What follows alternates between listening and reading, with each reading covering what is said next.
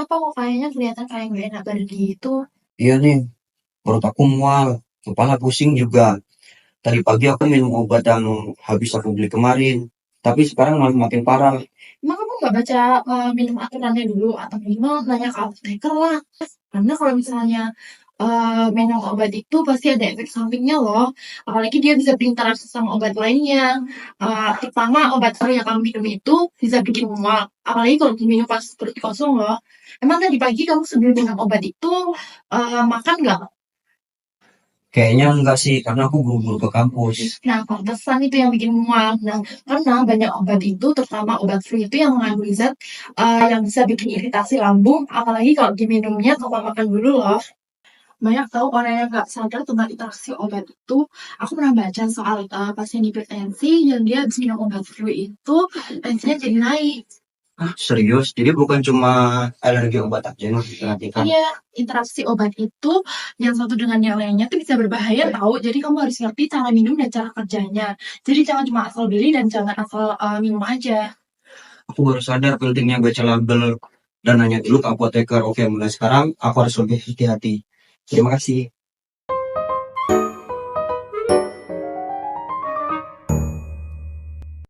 Obat adalah zat yang digunakan untuk mencegah, mendiagnosis, mengobati, atau meredakan gejala penyakit dengan memengaruhi fungsi tubuh. Interaksi obat adalah reaksi yang terjadi ketika obat bertemu dengan zat lain dalam tubuh, seperti obat lain atau makanan yang dikonsumsi bersamaan.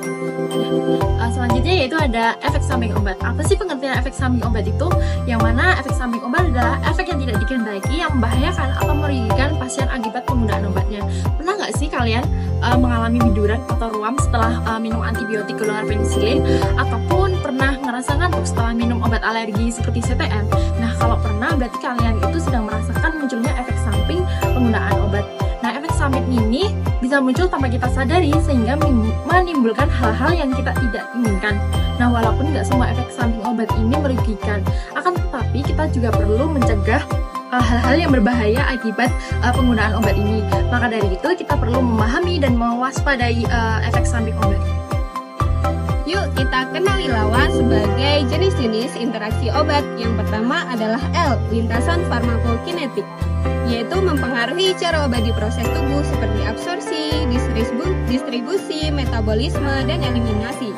Contohnya adalah obat antasida menghambat absorpsi beberapa jenis antibiotik. Yang kedua adalah A, aksi farmakodinamik, mengubah efek terapeutik obat bisa bersifat sinergik ataupun antagonis. Contohnya adalah beta blocker yang mengurangi efek bronkodilator. Lalu yang ketiga adalah W, waspada terhadap makanan dan minuman.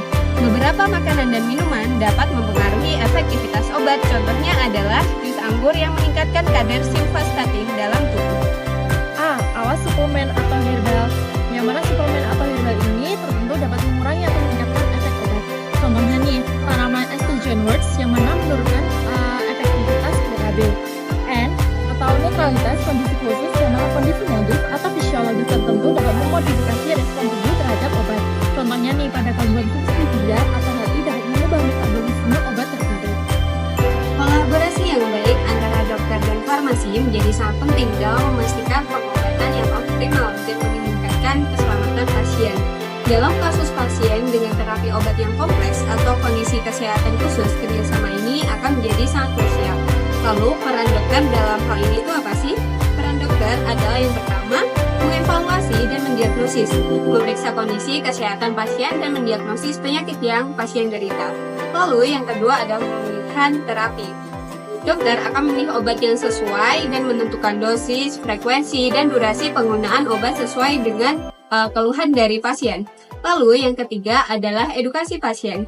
Dokter akan memberikan edukasi terkait cara penggunaan obat, interaksi yang mungkin terjadi, dan instruksi khusus lainnya. Lalu yang ketiga adalah pemantauan efek samping dan interaksi obat. Dokter akan memantau efek samping atau interaksi obat yang mungkin akan muncul, serta memberi rekomendasi jika terjadi masalah. Untuk peran farmasi sendiri dalam mengelola obat ada 3. Yang pertama itu pemberian informasi tentang obat. Farmasis ini memberikan informasi tentang cara penggunaan obat yang benar, tentang efek samping, dosis, dan juga interaksi obat. Yang kedua yaitu pemantauan terapi obat, yang mana farmasis ini memantau respon pasien terhadap terapi obat yang menangani efek samping atau interaksi obat yang mungkin terjadi. Yang ketiga yaitu peracikan dan juga pengelolaan stok obat, yang mana farmasis ini bertanggung jawab atas peracikan obat dan juga pengelolaan stok, yang mana termasuk penyimpanan yang sesuai untuk menjaga stabilitas dan kualitas obat. Yuk kita cegah interaksi obat yang berbahaya dengan teman. T. Tinjau obat secara berkala. E. Edukasi pasien. M. Monitor efek samping dan interaksi obat. A. Anjurkan konsultasi sebelum menambah obat baru. Dan N. Nilai kebutuhan obat secara rutin. Aku minum obat, selalu ku ingat. Teman jadi pedoman, biar sehat sama. Tepat dosisnya, edukasi jelas. Monitor efeknya, aman sampai tuntas. Obat jadi teman, oh indah rasanya. Nyaman dan aman, sehat selamanya. Tapi kalau lalai, lawan pun tiba. Bahaya menanti, jangan sampai lupa. Selalu periksa interaksi obat sebelum mengonsumsinya. Konsultasikan dokter juga kesehatan untuk keamanan penggunaan obat.